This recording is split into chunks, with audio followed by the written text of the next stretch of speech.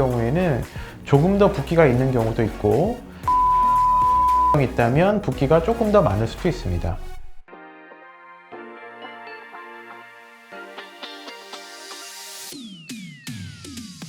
안녕하세요. 탑티어로 예쁜 나 탑티어 성형외과 조영진 원장입니다. 코 수술을 고민하고 계시고 상담 오신 분들 중에 코 수술은 굉장히 큰 수술이고 회복 기간도 오래 걸린다고 걱정을 하시는 분들이 많이 계신데요. 오늘은 코 수술 전부터 수술 후까지 붓기와 멍을 최소화하는 방법과 많이 붓는 부위에 대해서 알아보는 시간을 가져보도록 하겠습니다. 코 수술 후에 제일 많이 붓는 곳은 코끝입니다. 코 수술이 끝나면 최대한 코가 덜 붓게 하기 위해서 코 위쪽으로 부목을 눌러주고 테이핑을 해주는데요. 붓기는 중력에 의해서 아래쪽으로 내려가기 때문에 아래쪽인 코끝이 가장 많이 붓습니다.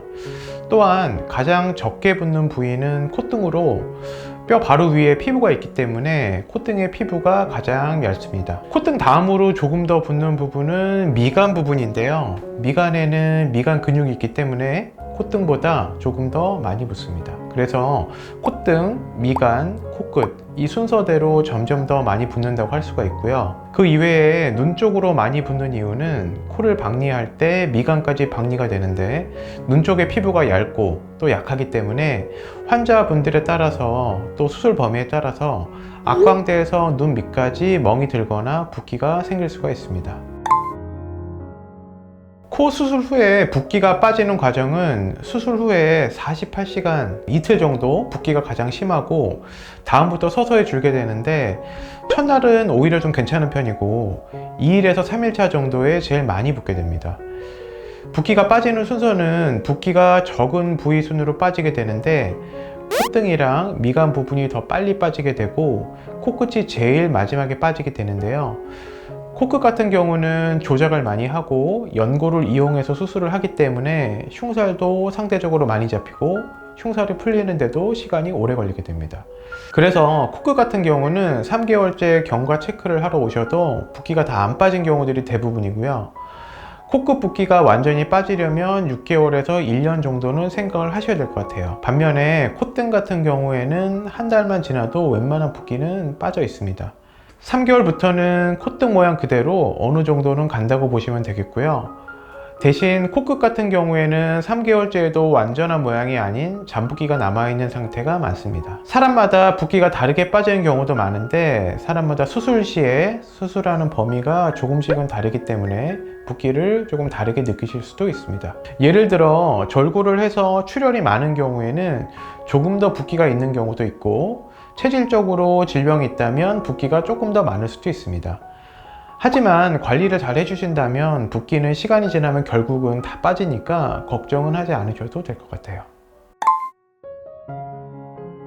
보통 문제가 되는 건 눈 밑에 멍이 드는 경우인데요. 일반적으로 코 수술 후에 눈 밑쪽의 멍은 대부분은 안 드는데 절골을 하는 경우에 멍이 드는 경우들이 간혹 있습니다. 이유는 눈 바로 옆에 있는 콧뼈를 절골하기 때문에 광대뼈랑 콧뼈가 연결이 되어 있어서 절골 후에 출혈이 뼈를 타고 아래쪽으로 퍼지기 때문에 멍이 들게 됩니다.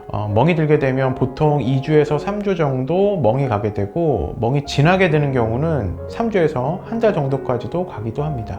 심한 경우에 결막 쪽에 충혈을 동반하는 경우도 간혹 있습니다. 붓기와 멍을 최소화하는 방법을 수술 전과 수술 후로 나누어서 설명을 해드릴 수 있을 것 같아요. 우선 수술 전의 주의사항으로는 첫 번째는 혈액순환을 개선해주는 건강기능식품 중에서 오메가3, 크릴오일, 흑마늘, 은행잎 추출물 이런 것들은 혈액순환에 도움을 주지만 혈액순환이 과해지면 출혈이 심해지고 멍이 잘 들게 됩니다. 그렇기 때문에 멍과 붓기가 좀 더 심해질 수가 있어요. 그래서 혈액순환 개선약은 수술 2주 전부터는 복용을 끊는 것이 가장 안전합니다. 두 번째는 고혈압이나 당뇨가 있어서 평소에 약을 드시는 분들은 새벽에 소량의 물과 함께 드시고 병원에 오셔야 됩니다. 혈압 조절이 안 되면 피가 많이 나기 때문에 기존에 고혈압이 있으신 분들은 꼭 약을 잘 드시고 오셔야 될 것 같아요. 세 번째로 비스테로이드성 해열 진통제 NSAID라고 하는데요. 이부프로펜, 아나플록스, 나프록센 등 타이레놀을 제외한 해열 진통제들은 특별한 이유가 없으시다면 출혈을 유발할 수 있기 때문에 복용을 중단하시는 게 좋습니다. 다음으로 수술 후에 꼭 해주셔야 되는 거는 냉찜질입니다. 차가운 성질이 혈관을 수축시키기 때문에 출혈 및 혈액 물질을 최소화해 줍니다. 냉찜질이 가장 중요한 시기는 수술 후 3일이고 그래서 3일째까지는 냉찜질을 정말 열심히 해주셔야 됩니다. 10분 정도, 1시간 정도의 텀으로 찜질을 계속 해주시면 좋습니다. 거즈나 손수건을 대고 그 위에 아이스팩을 올려주시면 됩니다. 두 번째로는 심장보다 머리를 높게 유지하는 건데요. 그렇다고 해서 꼭 앉아서 주무실 필요까지는 없고 베개를 받치고 머리를 높게 유지하고 주무시면 될 것 같아요. 세 번째는 적절한 산책입니다.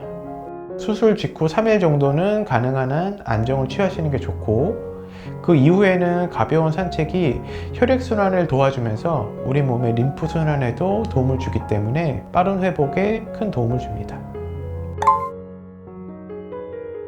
보통 붓기가 빠지는 기간은 큰 붓기는 한 달, 잔붓기는 3에서 6개월 정도라고 말씀을 드려요. 환자분들께서 수술 후에 관리를 위해서 좀 노력을 해주시면 그만큼 회복 기간을 줄일 수가 있고 좋은 결과가 기다리고 있으니까 힘내셔서 회복을 잘 하시기를 바랄게요. 오늘은 코 수술 후의 붓기와 멍, 또 회복 기간에 대해서 말씀을 드렸는데요. 영상이 도움이 되셨을까요? 코 수술이 고민이신 분들은 상담을 오시면 개개인별로 정확한 진단을 통해서 그 해결책을 제시를 해드릴 수 있을 것 같아요. 지금까지 탑티어로 예쁜 나 탑티어 성형외과 조영진 원장이었습니다. 감사합니다.